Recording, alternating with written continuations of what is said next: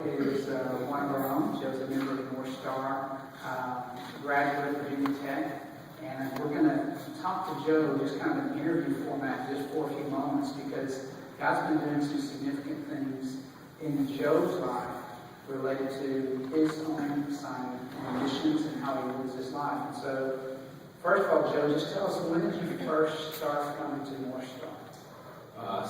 First started doing North Star, it was spring of 2010. I was a senior at Virginia Tech, kind of bounced around different churches in the Blacksburg area. And then I came to North Star, just the immediate family that was here. Just made me want to keep coming back. And Justin, awesome preacher, you guys know. Yes, he is kind of maybe a little bit. I just fell in love with the way Jeff delivers the word, and I just wanted to keep coming. So, in the last probably year and a half, but especially compressed down to the last year, you sense God doing something really unique in your life about looking overseas. And as North Star began praying about unreached people groups, we've embraced the Lost People group, but then the Hudson people group of Ukraine surfaced. Tell us about how your heart got connected to that people group. Yeah, it all started kind of in the summer of 2011. Several of us from North Star went to backwoods of Alaska ministry to a camp. It's called Cochrane Hills Bible Camp. It's way out in the middle of Alaska, around Yukon River. And when I got back from that trip, I met with Dave Ferris, the North Star Alaska minister, and I said, Dave, I need to do missions. It's where my heart's at. I found out while I was in Alaska. How can we move forward with this? So I continued to pray through it. The next spring, I went back to Colorado from the previous trip and spent about 10 days out there doing logging. It's a unique form of mission trip. But it was a really awesome opportunity, and it was just really cool to use some of my professional gifts to be able to minister and be a help to a Christian retreat center out there. And between those two trips, Britt Boone came and spoke.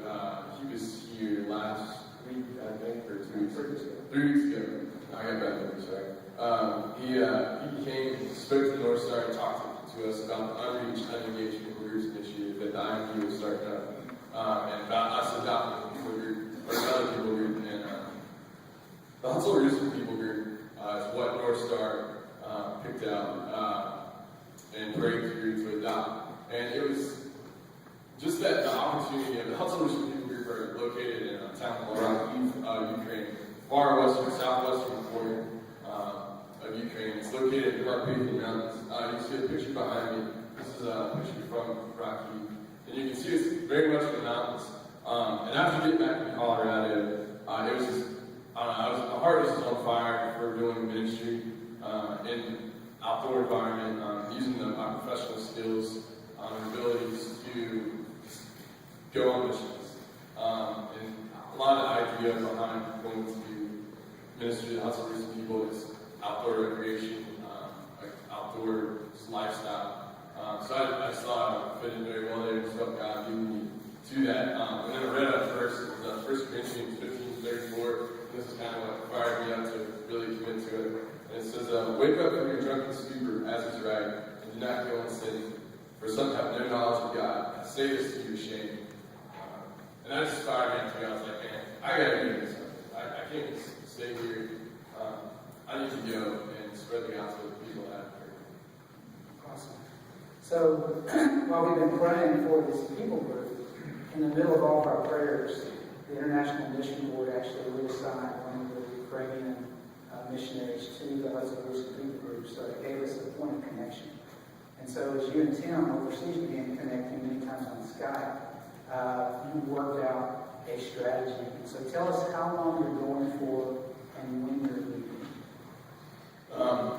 I'm leaving Thursday. But I'm going for about 3 months.